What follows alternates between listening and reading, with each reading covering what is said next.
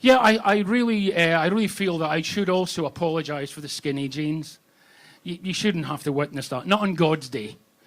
But yeah, my daughter says I have got ladies' legs, which is absolutely true. But as long as the police don't find the other body parts, we should be okay. So yeah, so if anybody who hasn't seen me before, you are in for a treat, because this is a lot shorter than usual, which is what my wife said on my wedding night. Ooh, yeah. And I have done this many times before, and people generally laugh. So if you don't laugh, at least I know that it's you that's doing it wrong. But I don't mind. I will crack on whether you laugh or not, which is what I said on my wedding night. But yeah, my name is James, and some people do call me Jim. But my wife is very partial to Hamish, which is understandable because he's a lovely chap and very handy around the house. Because I can't do DIY for obvious reasons. I'm lazy. So yeah, we maybe should broach the issue that is probably literally staring you right in the face. I have got what some of you would consider a disability. Others would call it an impairment, but I like to just call it what it is. I'm Scottish. Freedom! And then they chopped his head off. Yeah, I've been Scottish a long time. I have good days and bad days. I do bump into things a lot, but I do blame the alcohol for that, actually. But we do get labelled as an aggressive nation, the Scots, don't we? Sometimes justifiably so. And a few years ago, I saw a guy in Liverpool city centre in a phone box, and he was headbutting the phone. And I thought, yeah, he's definitely Scottish. And he's definitely phoning Scotland, because that's the code.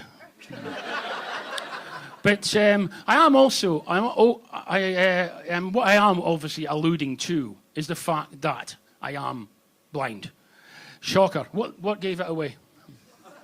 But I'm only mentioning it just in case you're thinking, what a pretentious prick. Wearing sunglasses, indoors, at night. I mean, it is night time, isn't it? It's hard to tell in a coal bunker, isn't it? But the glasses do have a medical purpose. They do. I had a one-night stand with a nurse, and I don't want her to recognise me. But I am often asked as well, are you really blind? And I said, no, I'm just having a very long blink. I have also been accused of being pretentious. There was a guy in a pub once who came up to me and said, oh, do you think you're some kind of rock star with the shades then? Do you think you're like Bono or Stevie Wonder? I mean, come on, could I be mistaken for Stevie Wonder? I don't sing, I don't play piano, and it's quite obvious to everybody here I am not American. You know what I mean? But, I've been fully blind for 9 years now. And I'm not trying to get sympathy with the blind thing, even though I have never seen my little brother. That's not a real blind thing. I just don't have a little brother. But, there are worse things to me than being blind. There's many worse things than being blind, but one of them to me is being deaf. And like I said, I am unlucky. I'm also deaf.